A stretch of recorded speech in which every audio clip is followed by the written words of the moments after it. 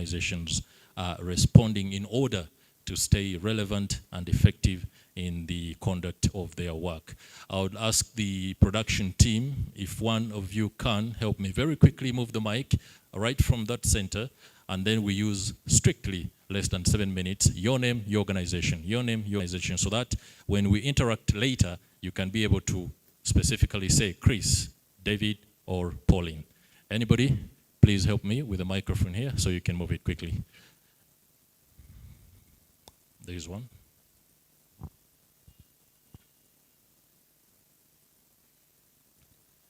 Your name and organization, or good afternoon, ladies and gentlemen. My name is Jennifer Nanyondo. Excuse me. I work with Albinism Umbrella, an organization that promotes the rights of persons with albinism. Thank you. Thank you. Good afternoon. I'm Val Benjamin Namuga, Programs Officer, Katosum Involvement Trusts.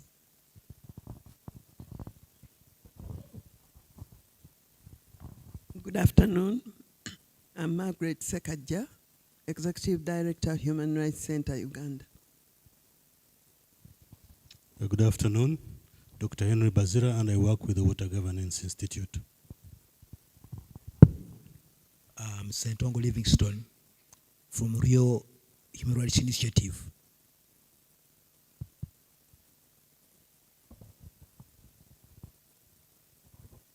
Good afternoon, friends. I'm Namasa Juliet Faith from Busoga Governance and Social Accountability Network, Busoga Net. Good afternoon, ladies and gentlemen. I'm called Dennis Odwar, and I work with the National Union of Disabled Persons of Uganda.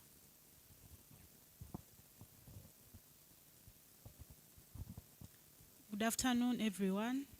I'm Nakura Juliet. I work with the Center for Constitutional Governance.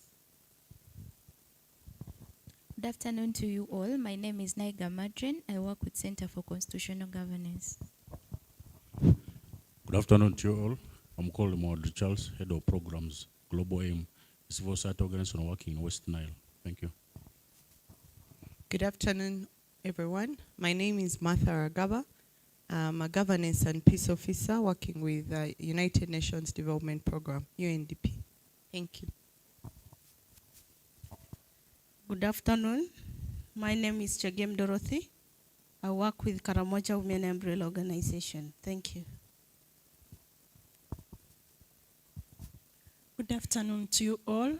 My name is Nesta Kwase from Restless Development.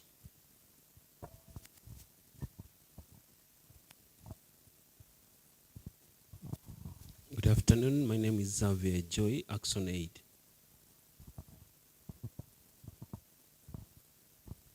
Good afternoon. Called George Civic. I work for Community Restoration Initiative Project. Good afternoon. I am Paul Maxwell Ogento. I work with the Office of the Auditor General. Good afternoon, colleagues. Randy Mwanje, Civil Society Coalition on Transport.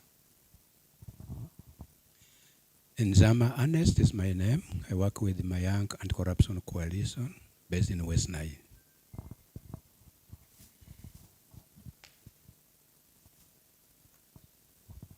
I greet you, colleagues.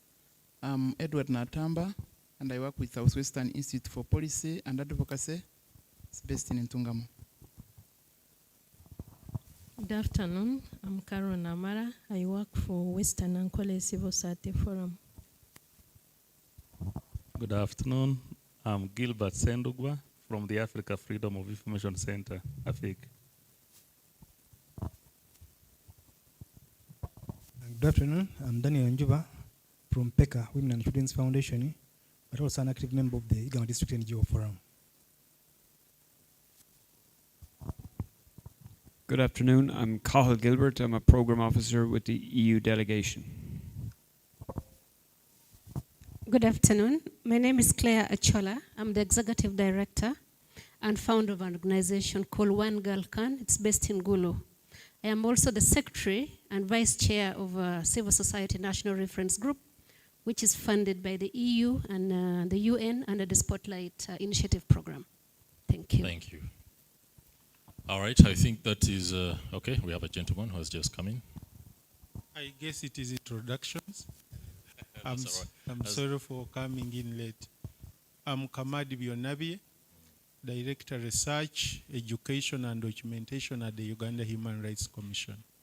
Okay, thank you very much. Now this particular exercise does help us achieve one of the fundamental objectives of the CSO Convention UG, because it brings together a multiplicity of actors within the civic space. It's pretty important for us to know who is who, and the lady will do the last show. Thank you. You're all welcome. Thank you for such an inspiring event. My name is Wendy Namsoko, and I work with PECA Women and Children Foundation as a legal support staff. All right, thank you very much. So you now know who to engage in case you have the need to further collaboration on those aspects of work that you do. In my line of business, we have a tendency to be afraid to speak to certain people. And when you don't know them, you might assume because Chris is a big, tall man, he might not be able to talk softly. But when you know and you approach him, you will understand that at the end of the day, it's pretty much very smooth and good for us all. I would love to invite the Executive Director at the Center for Constitutional Governance, Dr. Sarah Birete, to give us an overview on the civic space in the country and the state of human rights. That is in line with our discussion topic about the possibilities and the challenges that we face. After she has spoken, the conversation will be taken to the floor and we shall be able to interact. I've been hijacked. Okay, I have the microphone and I didn't introduce myself. But my name is Frederick Olinga and I am the National Coordinator for the NGO Quality Assurance Certification Mechanism, QAM. Thank you. All right, thank you very much.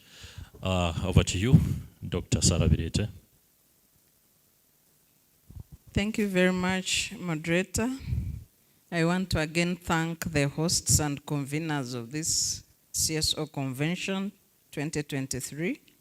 And on behalf of Center for Constitutional Governance, I wish to welcome you to this session on discussions on civic space and human rights. What are the opportunities and challenges?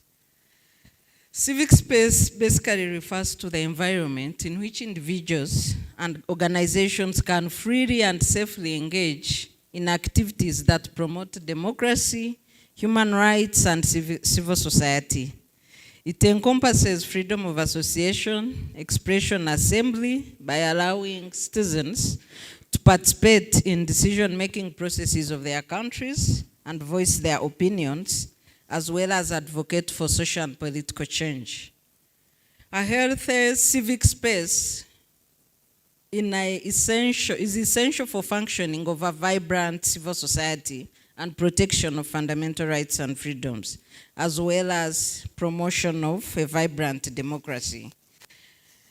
Uganda is currently experiencing patterns of repression, and in some civic space indexes or freedom indexes, it's being referred to as a closing or a closed civic space, depending on the parameters for observation. Both remarks indicate that there is no healthy civic space in Uganda. And why is this the case? We have constrained public assemblies, both for NGOs and political actors. NGOs working on governance issues usually get their activities disrupted, especially in the countryside, where there is not too much attention by the media. NGOs working on oil, environment, as well as corruption are the major victims of this disruption of events out of Kampala. Within Kampala, because of having events in enclosed spaces like this one, the implementation of Public Order Management Act for civil society actors does not usually happen. The last time we got disruption of events in Kampala was during debate on amendment of the Constitution in 2017 on age limit, when we got our event in an enclosure stopped by police with even a few colleagues arrested. But the disruption of civil society events in Kampala is a rare occurrence, and it creates an environment of normancy, not knowing that the grassroots actors have their activities disrupted mainly by resident district commissioners on most of the occasions. The other manifestation of a closed civic space is arbitrary arrests and detentions. We have Parliament facing a standoff of opposition walkout because of missing persons and other human rights violations.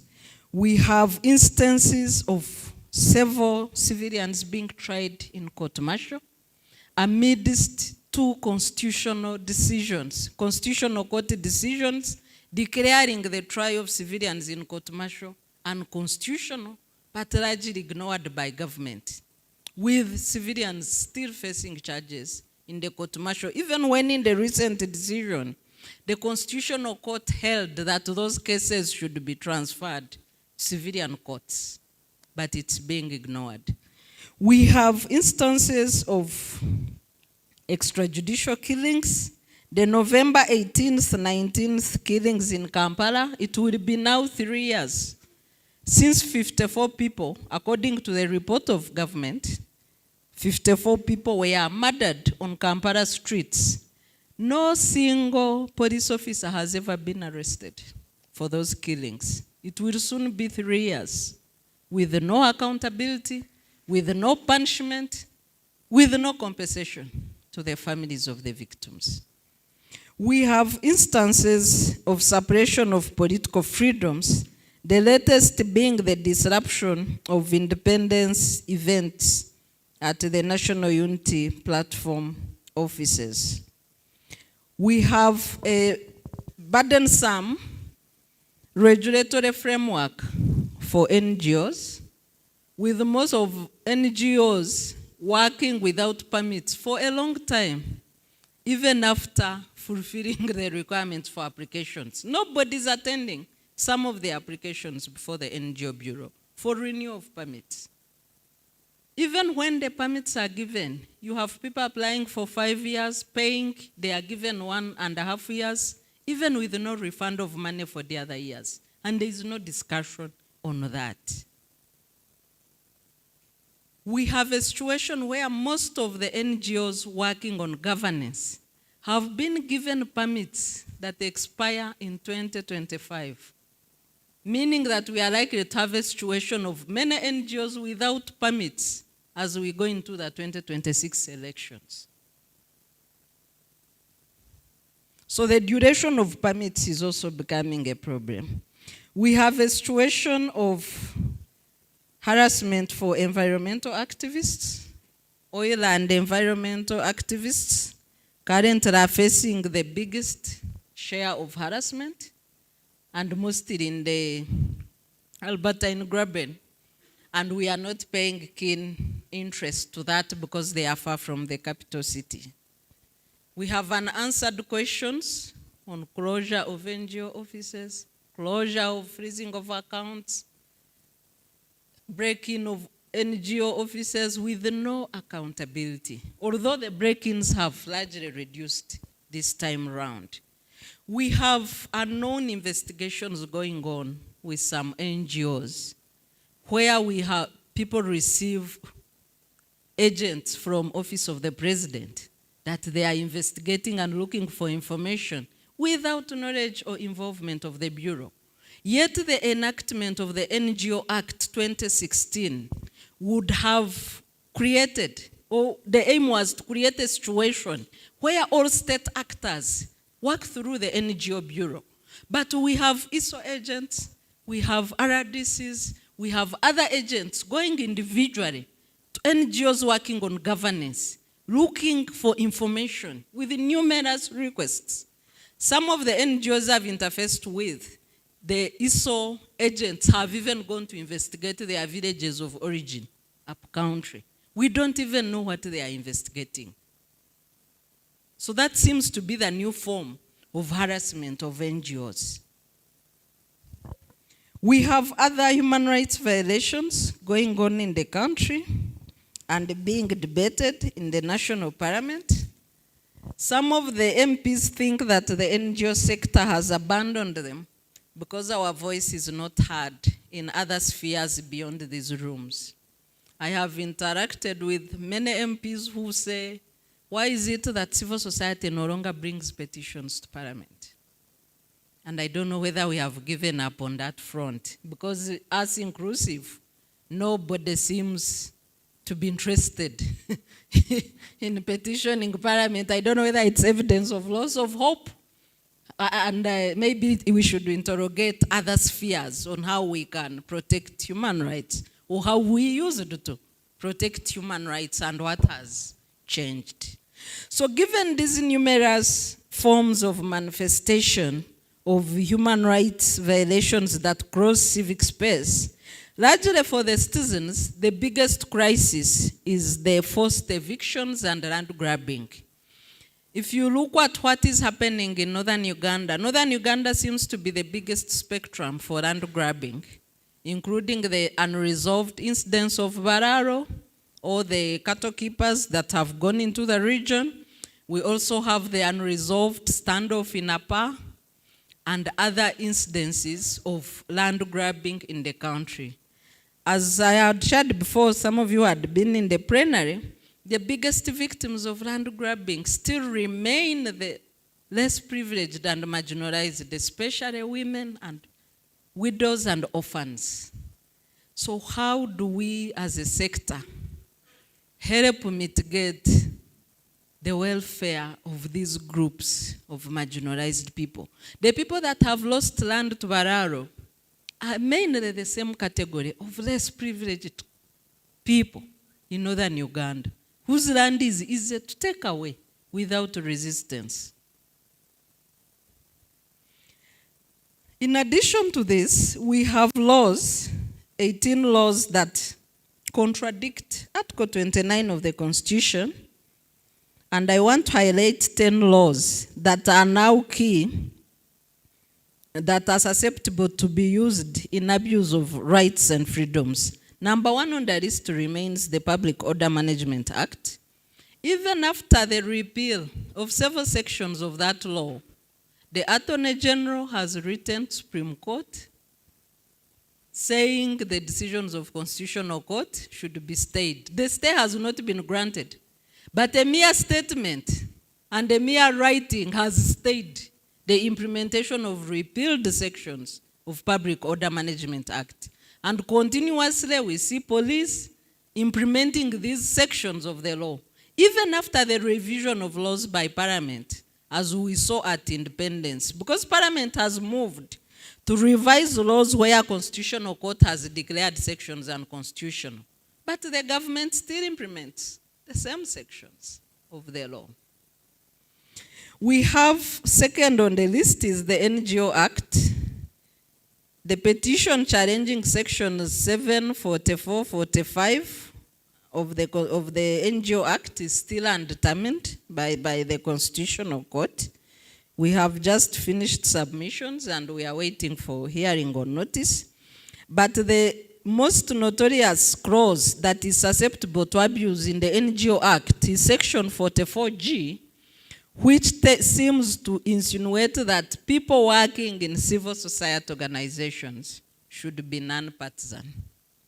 Yet, the Political Parties and Organizations Act clearly stipulates citizens who should be non-partisan in this country as persons who work for agencies fully controlled by government and members of the security forces.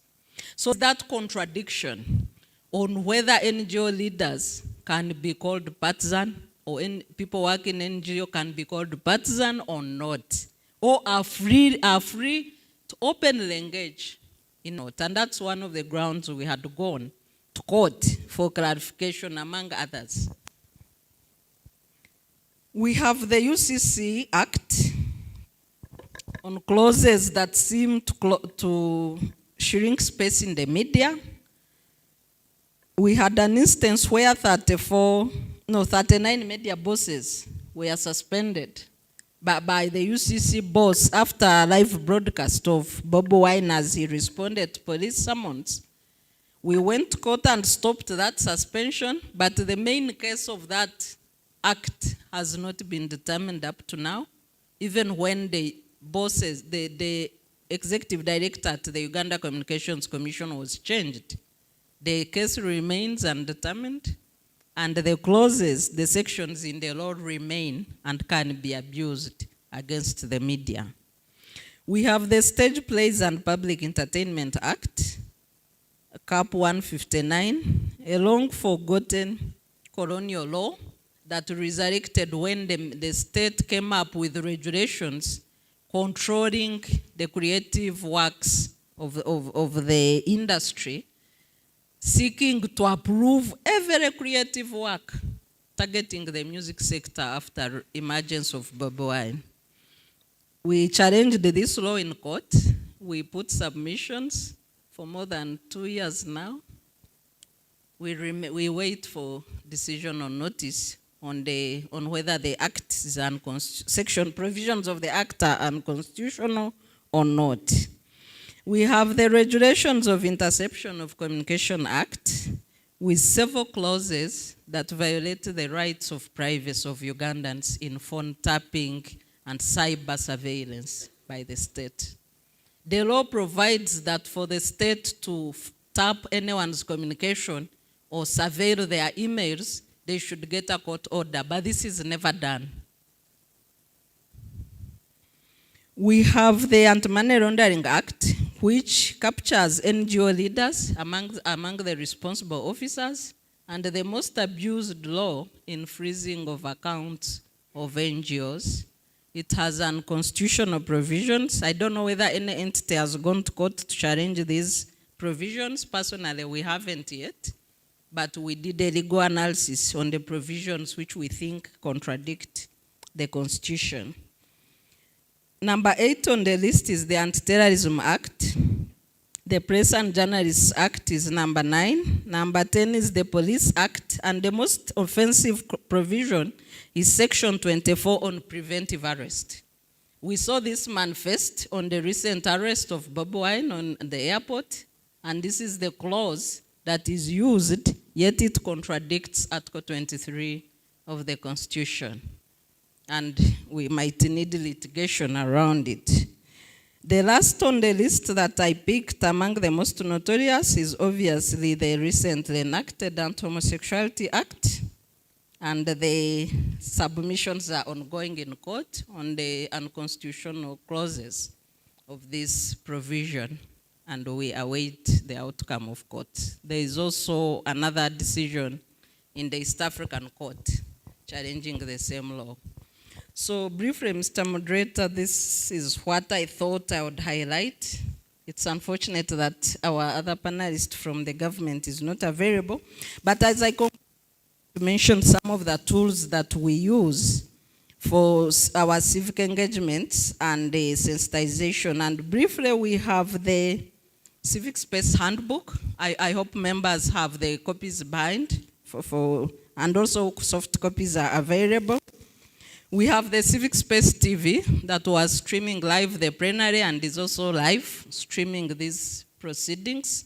And it's basically a space for citizens to freely voice out their opinions and views on how they should be governed. And we have the Civic Space app. If you check your phones, it's a human rights incident tracking app for rapid response for human rights defenders. These are some of the tools that we have developed as an organization and our contribution to the betterment of civic space in Uganda. I thank you. Thank you very much, Dr. Sarah Birete, the Executive Director at the Center for Constitutional Governance. The overview on the civic space and the continued non-observance or slight observance of human rights which is mainly blighted by violations on the works of civil society organizations, is very evident in the preamble, or overview rather, that Dr. Birete has just shared. Now, in line with our encumbrance that the counter argument or perspective won't be coming through from Luke Owe-Sigire, who was from the police.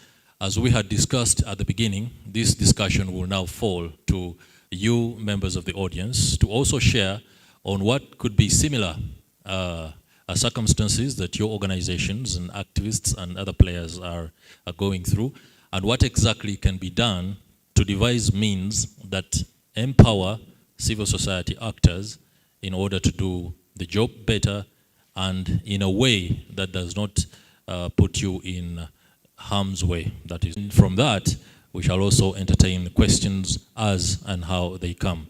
The gentleman in green, right in front of me, was very prompt in registering his intention to speak to us. Thank you. There you are.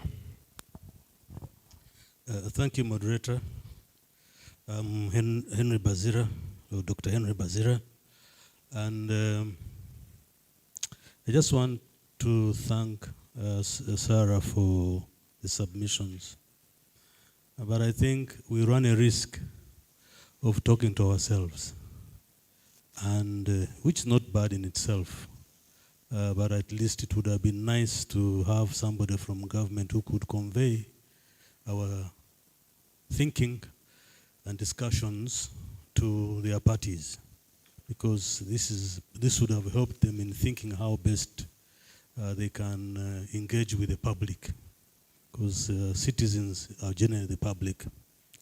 But suffice to say that for me, I want to appreciate the TV. That's the first time I'm getting to know about the TV.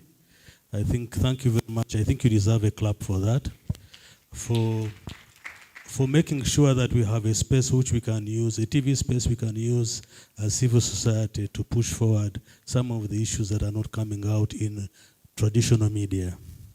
So for me, that's a positive.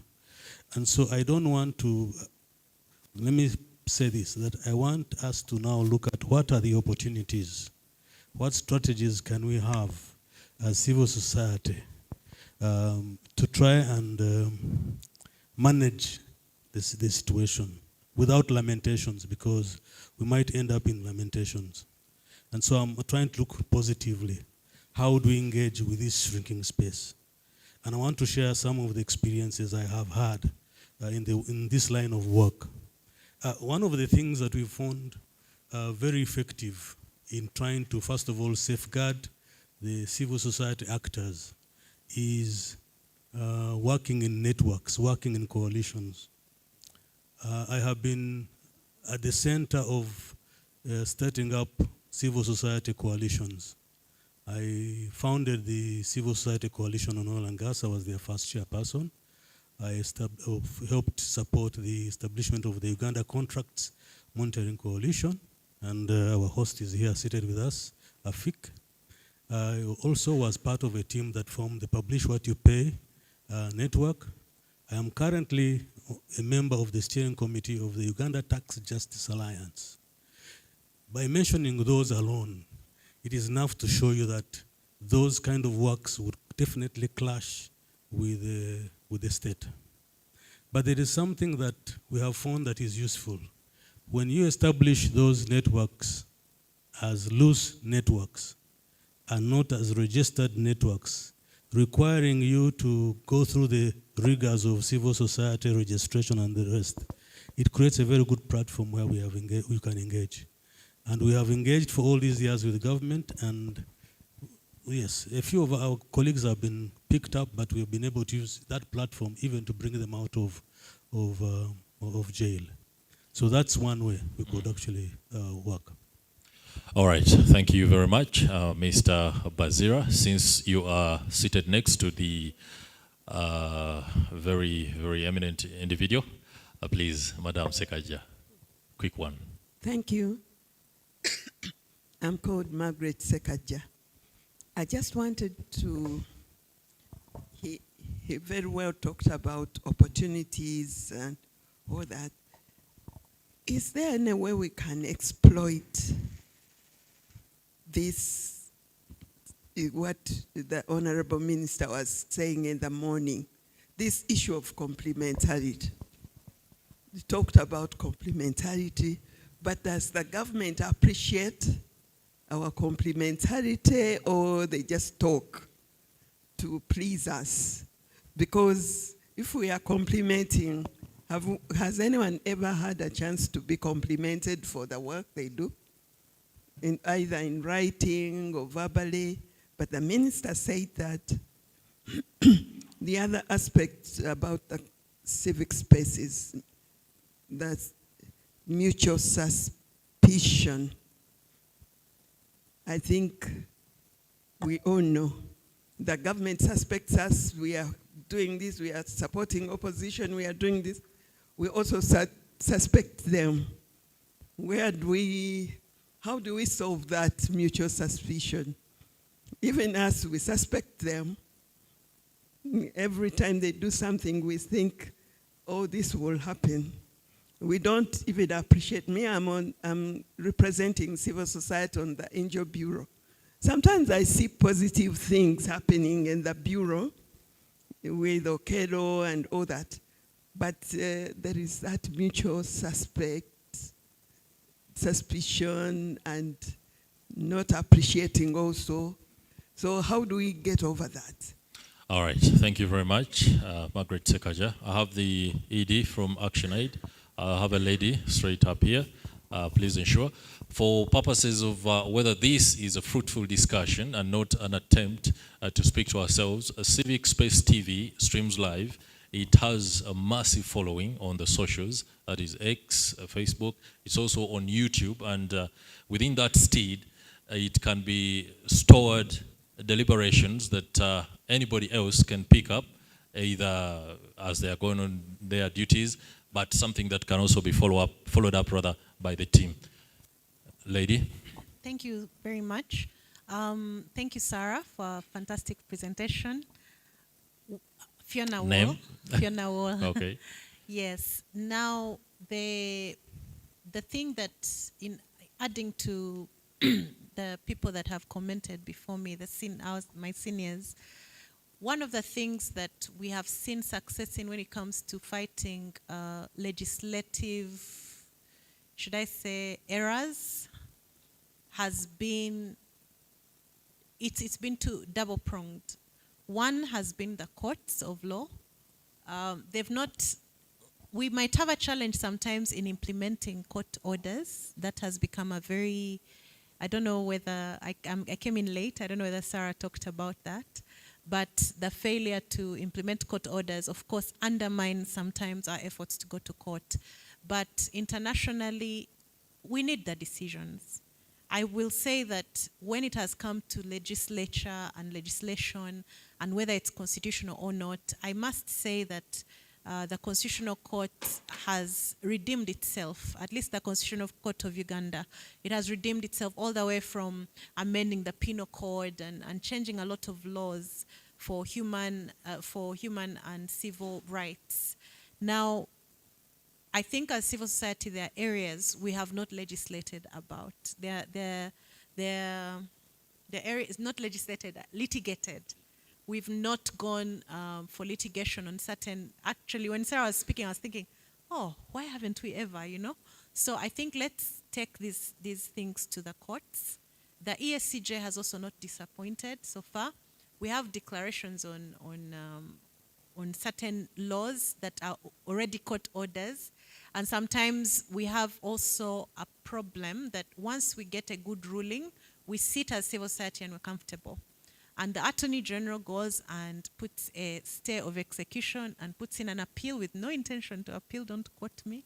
But I don't know whether there's no intention to appeal, it's just that it never goes forward, but civil society also doesn't push because we need to go to the point of execution.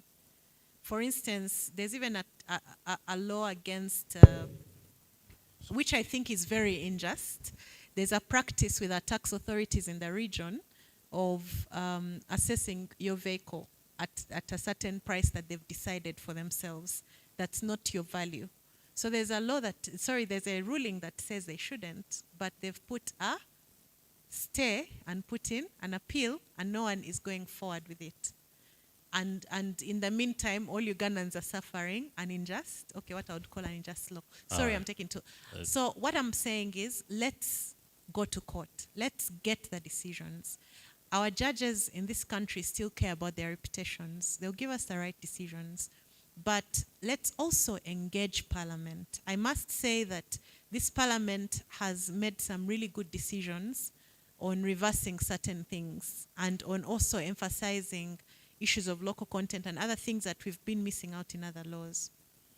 We also have a lot of our Parliament involved in the civil society organizations we're seeking to protect.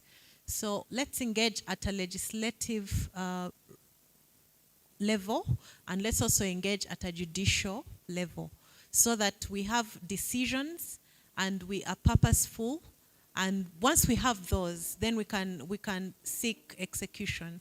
But when, as lawyers and civil society, when we don't use our civic opportunities, then we can't just sit and cry all day. All right, thank you very much, Fiona Wall. Fiona Wall speaks from a point of authority.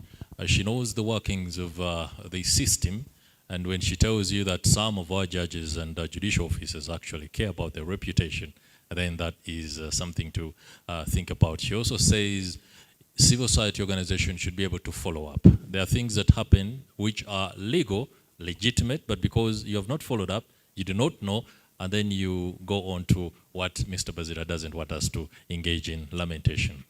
Yes, sir? Yeah, thank you so much, Chris. I want to start by thanking Sarah for the presentation that she's made. I just wanted to add 2 points to that. One is around the, in addition to what Sarah has said, the framing about the civic space issues should be looked at in the context of state civil society relationship, and it is not uniform. Civil society is not one entity that is the same. It's a very diverse entity. Now, the point that I wanted to bring is that the state civil society relationship is like a pendulum that swings from left to right. From left in the state of a very repressive state behavior, which is usually towards civil society organizations and citizens who challenge abuse and misuse of power, as well as holding leaders, especially political leaders, accountable and building the agency of citizens to do so. That entity, organization, or citizens will attract a repressive behavior. If you swing to the right, which is about cooperation, I think I've had questions about, is it collaboration or complementarity and so on? Exactly. So usually it is that behavior of the state of cooperation is attracted by organizations or entities or groups that supplement service delivery and programs that mobilize community resources and ensure that those services are delivered. That's where it calls, and where there's hardly the challenge to the abuse of power and accountability, and calls for accountability. So I wanted to bring that framing so that we know that where things fall, and we can make our own choices as to whether we want to sacrifice calling abuse of power and therefore go and cooperate, or the nature of our work puts us in that line. So I think it's important to understand that framing. The second thing... very quickly. Okay, the second thing that I wanted to highlight here is that besides the arrest, besides the issues around rule of law versus rule by law, lawyers can explain the meaning of that, is around the negative framing, which is essentially intended to delegitimize in the eyes of the public and other stakeholders of who civil societies are. And so it is important to note that besides the harsh arrests, closure, suspension of organizations, freezing of accounts, and so on, there's also the framing behind that informs really demonizing civil society and placing it as an untouchable entity, threat, usually labeled saboteurs, and so on and so forth. So that framing is something that is soft, but is really very dangerous. Yeah. And it poses an existential threat, first in the minds of the people, and then practically for the existence of the organizations. Thank you. Okay, thank you very much for that submission. One thing I can loosely respond to that is that the state or its actors are not going to want to frame anything any better than they do. Because if you're demonized, then it kind of justifies or gives state actors the kind of leverage in order to put you or civil society actors where it wants them. So that will be something that should be worked on deliberately within civil society to also counter the narrative. And it will be a deliberate move that should be done. All right? Who is, yeah, there's a gentleman right behind you. Thank you so much. We have a special rapporteur who is putting down some of these submissions. So be rest assured, the conversation is being captured. Yeah, thank you, Doctor, for the presentation. I'm trying to look at the different levels of engagement or the civic space at the national level and then at the lower level. From the analysis that we try to do, realize that sometimes with the members of the civil society have had a problem on analyzing the situation before we put up our issues, like the approaches we use. Looking at analyzing the power centers and whom to approach and so on has been a challenge. And at the lower level, at the district level, there are some of our colleagues who have taken advocacy to a certain level. They have been using it as a way of gaining some political power, which has brought up some problems. Otherwise, like where I work in Juma, Moyo, and then Obongi, we've not really had so much problems with the local leaders, depending on the issues that we bring about. And what we realize is that you can only have sometimes problems when your advocacy or the issue you bring about is to challenge maybe the power of the existing government. That's where you will have a serious problem. But let's look at the broader perspective, the issues of the civic competence of our people on different issues of service delivery, and so on. Then the other issues will just come automatically, depend on the way how we put them forward. Otherwise, like the RDCs, and then also the issue of transparency as regards the civil society organizations, which Dr. Rohes alluded to. I recently participated in the review of the NDP3 and then the DDP3 at the district level, and I was the team leader for the civil society organization, but just getting the budgets of the organization was a very big task. Most of them will just dodge around and so on. So I was asking myself, who are these people working for? Others will say, you go maybe to our headquarters in Kampala, the country director has not sent us the information we are waiting for. Now you ask yourself, do their project officers, or how do they know their budgets? And so the transparency issue is also with us, and sometimes it gives us what Seka just talked about, the issue of the element of complementarity, and then the issue has been transparency. We are not transparent, so at the end of the day, These RDCs doubt us. Otherwise, if like you launch a project and you give them the documents, and I don't think there will really be any problem. But the approaches sometimes we use has been one of the areas which has brought this thinking of the space. So we don't really cooperate, and then we are really timid. We don't show our budget. So how do you expect the RDCs to treat you? So we need to be more transparent in some situations. I'm talking from the truth because we have so many NGOs in that area. That point is home, gentlemen. That point is home, no doubt about that. The civil society is going to have to be come together and work on some aspects, especially about the speck in the eye. There's a gentleman here. Please make it very precise, because I understand Big Brother Up is not happy with our time management. Thank you very much. Kayinga Mudisto, I come from Mlwengo. Thank you, Sarah, for helping us analyze all this. But I'm from a grassroots civil society perspective. Okay. I want to share about the plight that is happening now with the CBOs. With the NGO Act, there seems not to be determination of this local government. And now there are issues where it is becoming very difficult for CBOs to renew the operations. I'll give you an example. One CBO in Rwengo, when it went to renew its registration, was told to pay 140,000 to renew its certificate. But what are they saying?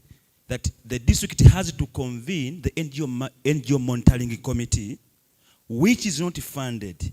So for example, if you are interested into having your operations on the ground, you should be the one to finance that committee of about 13 people, 15, to be able to sit. So now, this is a big problem. These are groups, even which don't have even resources.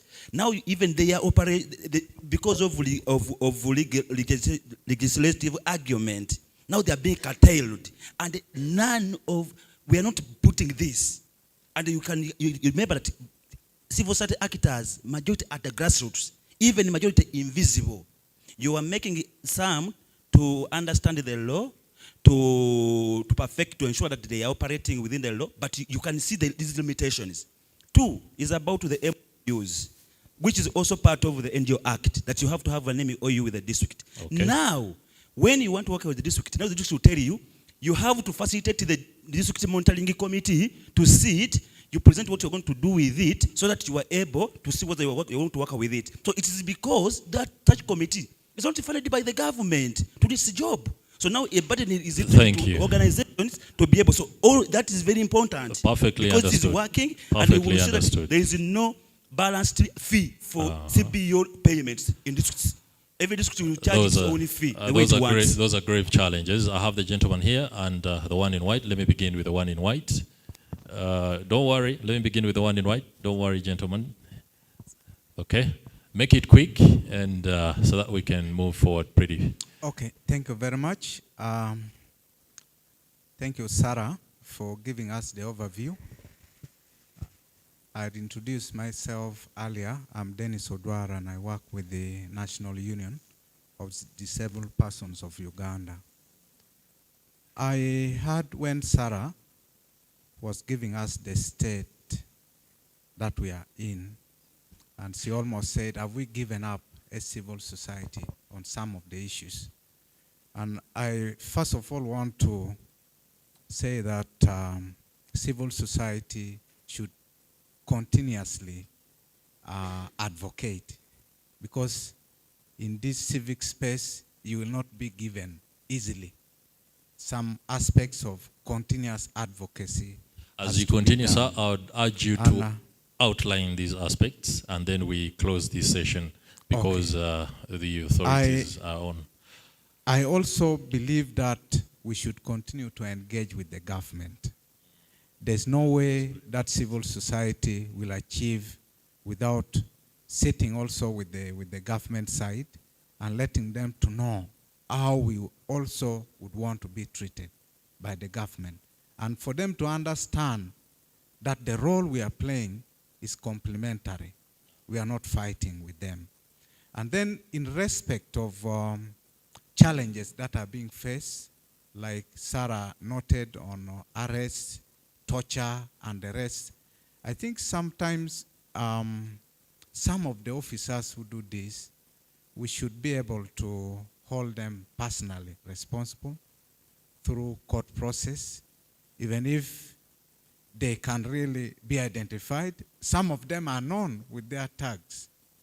We rather proceed on some of them personally, and we see that they are held responsible for some of their actions. Okay. Because I've seen in most cases government say some of these officers do things on their own, and therefore they should be proceeded. All right. And then there is lastly, there is an issue that came on the NGO Bureau in terms of compliance when it comes to registration of civil society organizations, especially those who are in the area of governance, accountability, and all that, and delays. Is there a way that NGO Bureau can be held responsible for such intentional delays with giving registration to these practicing NGOs without any reason that is clear? Maybe that would also answer. Thank you very much for those submissions. Now that the gentleman who was supposed to be the last seems to have abdicated at that particular chance, I'd like to invite Dr. Sarah Birete to quickly respond to some of the issues that could have been raised and reassure the other sector players about what should be and could be done. Yeah, thank you very much, ladies and gentlemen, for your recommendations. I think most of them were recommendations, given that we lost our duty bearer due to time. And but I will just comment on the issue of rebuilding trust. Madam Margaret Sekaja is our eyes and ears.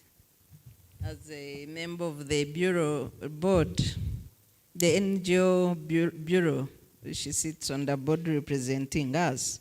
I think one of the ways that we could rebuild confidence is by the government implementing our recommendations in the quarterly meetings. NGO leaders and the Ministry of Internal Affairs dialogues. If we could have those recommendations implemented, or at least half of them, I think that would be a good space for us to trust what the government says.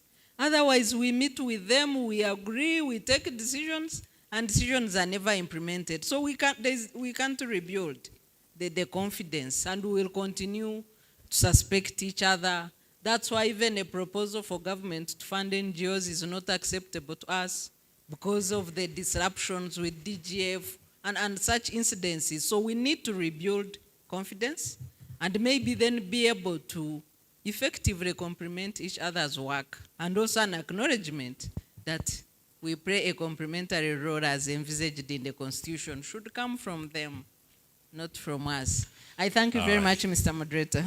Thank you very much, Dr. Sarah Birete, for responding. And of course, I trust that the Special Rapporteur has been able to capture just about every submission in this discussion. I hope you understand the kind of pressure that Amanda, I'll call this session off. Thank you very much. There's another session that is supposed to take place right here, and I'll let the lady in, what color is that for the ladies? Burgundy. Burgundy. You can say maroon. All right, there you have it. Okay, guys, thank you so much. If you have any questions left about this particular session, you can write them down. We have a plenary later on at about 4:30. They will be addressed. But for now, let's get into the second session. If you're interested in the linkage between CSOs and the private sector, you can stay here in Choga. That's the session that's going to take place here. If you're interested in a discussion on youth as key agents of change, you can go opposite in Aswa, right opposite us. And the discussion on social accountability for better service delivery is in Bunyonyi, where we were in the morning. I'm going to go through them again so you can make a choice. The linkage between CSOs and the private sector is here in Choga. Youth as key agents of change is opposite us in Aswa. And if you want to have a conversation on social accountability for better service delivery, upstairs in Bunyonyi, where we were in the morning.